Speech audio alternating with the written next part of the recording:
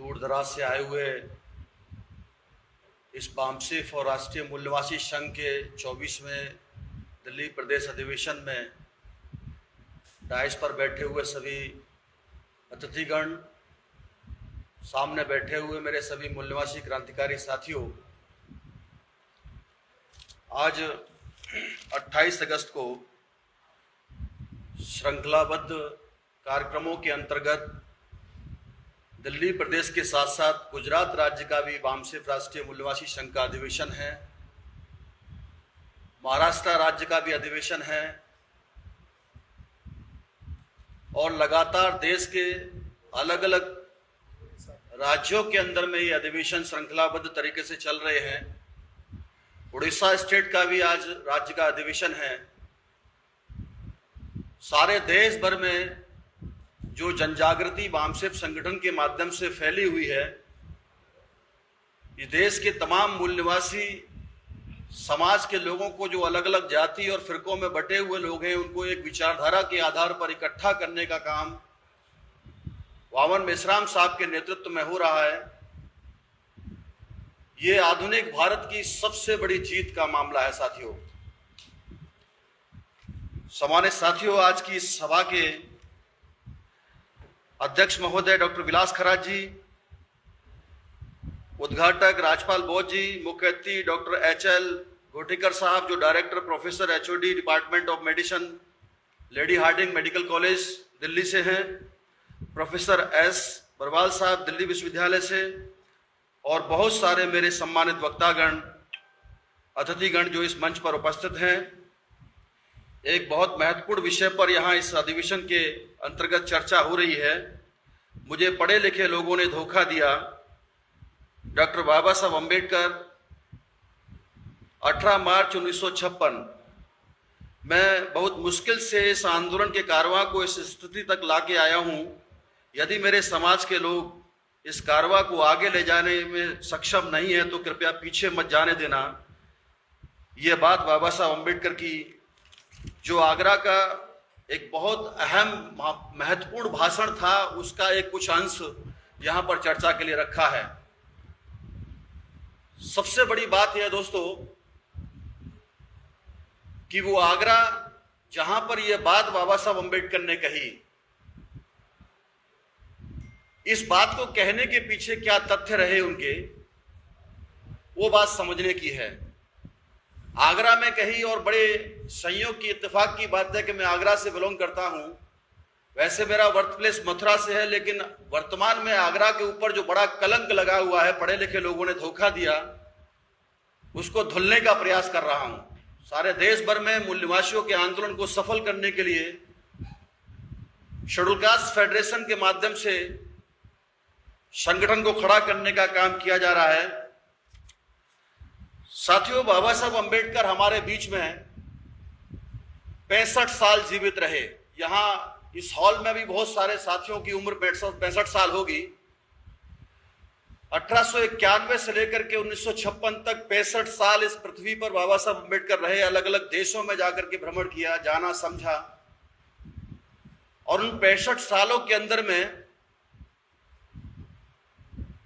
हजारों लाखों करोड़ों लोगों को उन्होंने अधिकार दिलवाए, संवैधानिक राइट्स उनको उपलब्ध कराए जो नहीं थे, मगर करोड़ों लोग उन अधिकारों को बचा नहीं पा रहे हैं। ये हमारे लिए सबसे बड़ी समस्या, बड़े ही शर्म की बात है। इस बात को हमको समझना होगा। जिस वक्त बाबा साहब अम्बेडकर सार्वजनिक जीवन में उतरे 1916 में, वो 25 साल की उम्र के थे, और 1916 से 56 तक 40 साल की उम्र में उन्होंने संघर्ष किया। उससे पहले केवल पढ़ाई लिखाई किया, देश दुनिया को जानने और समझने का काम किया। ये 40 साल का जो संघर्ष है, और इससे पहले जो हमारे महान पुरखे रहे, ज्योतिबा फुले, आधुनिक भारत के निर्माता राष्ट्रपिता ज्योतिबा फुले साहब, और उससे पहले बहुत सारा लंबा एक श्रृंखला है, बुद्ध से लेकर के अगर हम शुरू करें तो, अगर फुले साहब के आंदोलन की शुरुआत से हम बात करें तो 1956 तक, फुले साहब से 1848 से लेकर के 1956 तक, ये 108 साल का संघर्ष है आधुनिक भारत का। इस 160 साल के अंदर में जो सबसे बड़ा ग्रंथ हमें मिला हुआ है, जिसके अंदर में हजारों साल की गुलामी खत्म करने का काम हुआ है, वो भारतीय संविधान है। पढ़ने का, पढ़ाने का, संपत्ति रखने का, हथियार रखने से लेकर के तमाम मौलिक अधिकार हमको प्राप्त हुए। यहां तक कि ये बोलने का सबसे बड़ा, AK-47 से भी ज्यादा बड़ा अगर कोई हथियार है तो ये बोली का हथियार बाबा साहब अम्बेडकर की वजह से हमको मिला है। आर्टिकल 19 में freedom of speech and freedom of expression का अधिकार हमको सबसे बड़ा मौलिक अधिकार है, जिसकी वजह से सारे देश भर के अंदर में हम संगठन बना सकते हैं, चला सकते हैं, अपने लोगों को जगा सकते हैं, सभाओं को संचालित कर सकते हैं। साथियों, अभी कुछ साथी कह रहे थे, वास्तव में यह बात सही है कि पढ़े लिखे लोगों को धोखा दिया, पढ़े लिखे लोगों ने धोखा दिया। ये किसी को अपमानित करने के लिए नहीं कहा था, बल्कि आज की तारीख में वामसेफ इस विषय को अगर लगा रहा है तो लोगों के अंतस को जगाने के लिए कह रहा है।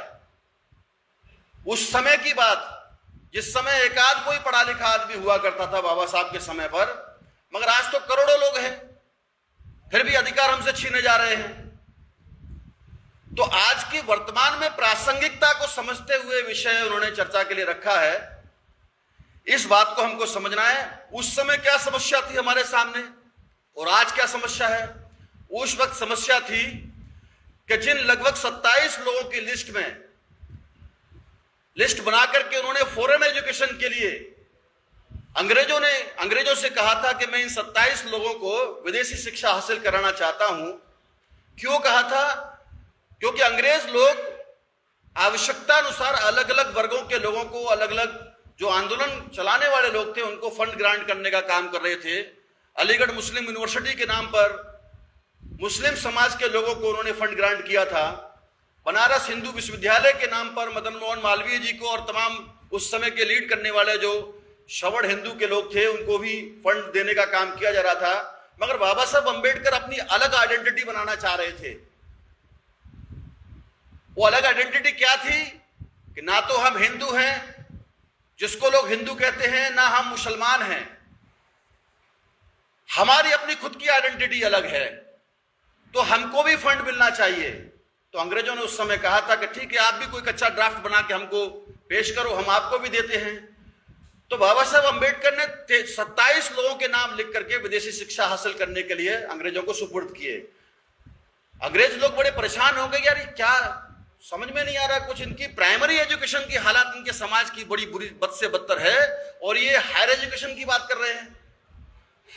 तो उन्होंने कहा, हम बाबा साहब आपको ये देंगे, मगर हमको इस समझाइए आप क्या करना चाहते हैं, इसमें कहना क्या चाह रहे हैं आप। तो बाबा साहब ने समझाया कि आपको लगता है कि मैं अकेला 500 ग्रेजुएट के बराबर हूं।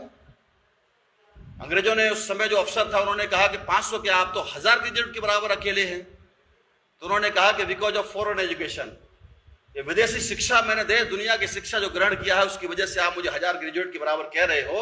मेरे जैसे ये 27 लोग भी अगर विदेशी शिक्षा ग्रहण करने के बाद जब भारत लौटेंगे तो इस भारत की तस्वीर क्या होगी, कभी कल्पना की है आप लोगों ने? ये सोच करके बाबा साहब अंबेडकर ने उन्होंने भेजा। उसमें आगरा और मेरठ के लोग ज्यादा शामिल थे। बहुत सारे लोग तो वहीं की वहीं गोरी चमड़ी वाली लड़कियों के साथ में शादी रचा करके वहीं शिफ्ट हो गए, वहीं रह गए।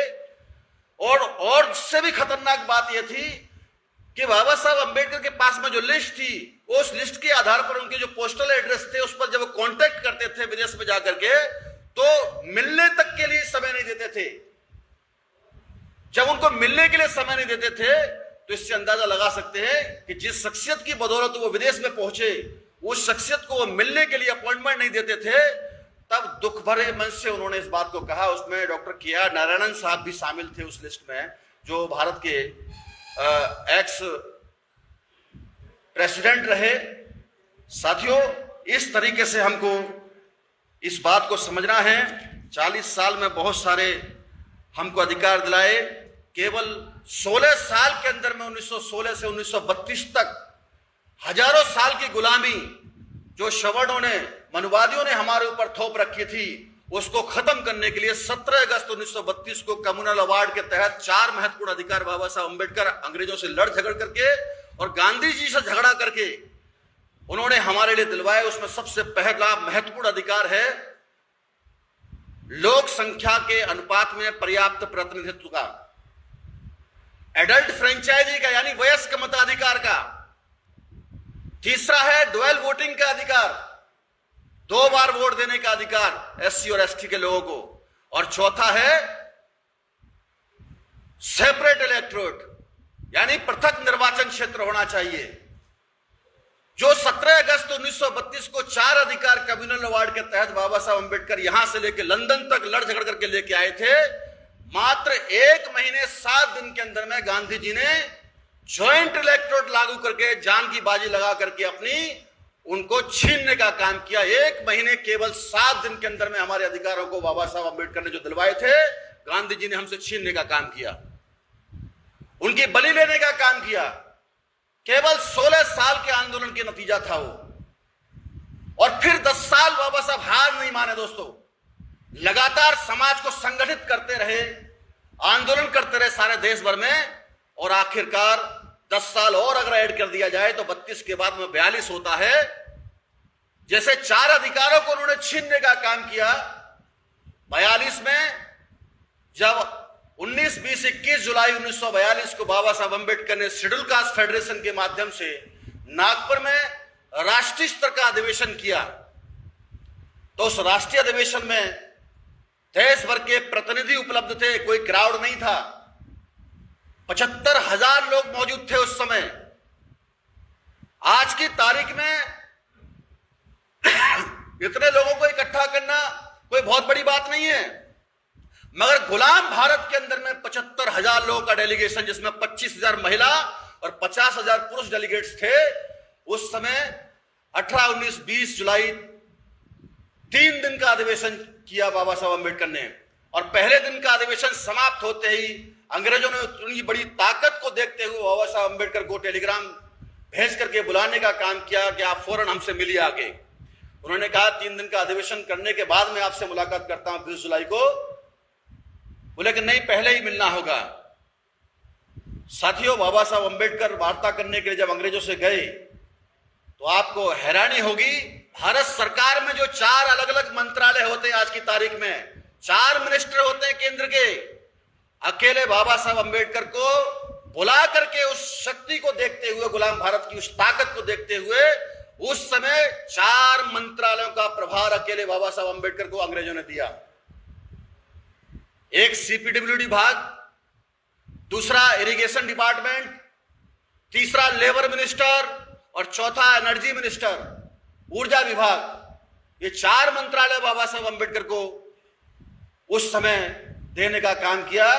फिर गांधी जी ने उनके साथ में घात करने का काम किया, उनको छीनने के लिए जान की बाजी फिर से लगाई। और दुनिया भर में गांधी जी के बारे में जो कहा जाता है अहिंसा के पुजारी, उन्होंने हिंसा करने के लिए मात्र 21 दिन के बाद में 20 जुलाई को अधिकार मिले, 9 अगस्त को उन्होंने डू और डाई का नारा शुरू कर दिया।